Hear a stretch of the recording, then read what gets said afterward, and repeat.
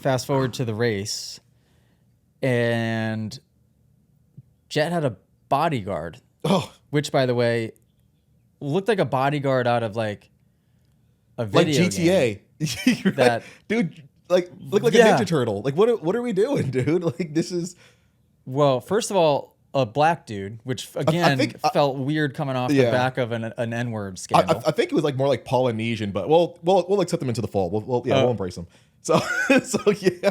Well, you couldn't tell because he had a mask on, which, by the way, like what security guard wears a mask and a thing that says security and right here? So when I first saw it, yeah, dude, like why are you rocking a shiesty in the middle of summer, dude? Like that's such a weird. The only person I know that rocked a shiesty I've never seen when the sun is out is Kalana Humphrey when we went to that one track in Arizona. But like, dude, yeah, rocking a full shiesty, bulletproof vest, like a badge, and I'm like, dude, what is this?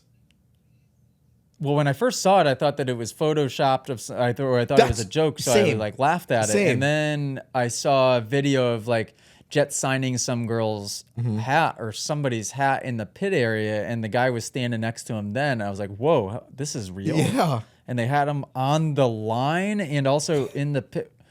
So I'm like, well, "Hang on, what, dude? So what reason?" The only thing I can think of there is that they must have received threats. From who? Right? Who are they receiving threats from? Right. His fan base grew. Like, what do we do? What do we do? All of the edits that popped out from this dude with like him saying the N-word in the beginning, then it goes to just like the most banger clips, which some really cool writing afterwards.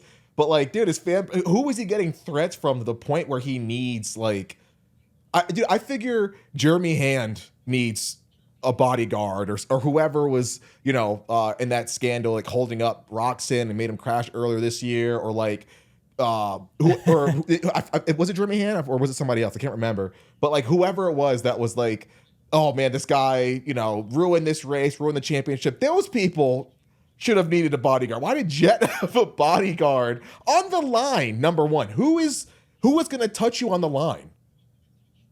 Like, come on. Yeah, that was confusing. I'd like to know an explanation. That was confusing. Well, my other thought, I guess, when I first saw it was that it was a joke. Same. Like he was kind of like doing something for media, and it was a joke. But then when I saw that, and I'm like, if it's a black guy, I mean, he looked like a black guy to me as far as I can tell. And I go, well, if it was a joke, then he's doubling down on kind of, he's coming off the back of an N-word scandal and then hires a black guy as a security guard. I'm like, but this doesn't make sense. Yeah. It couldn't be a joke. Dude. I don't know. I'm very confused. Now I'm just really confused. That was the most confusing thing I think I've seen in a long time. It's like, dude, why? And how did the dude get a credential? You know how hard it is to get a credential? For you, it would be hard to get a credential. This dude just walked up behind the line from motocross. Yeah, that was crazy. But dude, I don't like what. Why? Why? I hope he comes out and says like, oh, that was like, it was for like this one like documentary piece or something that I was doing, like an abstract. Like I hope that's what we see, because I'm like, dude, why?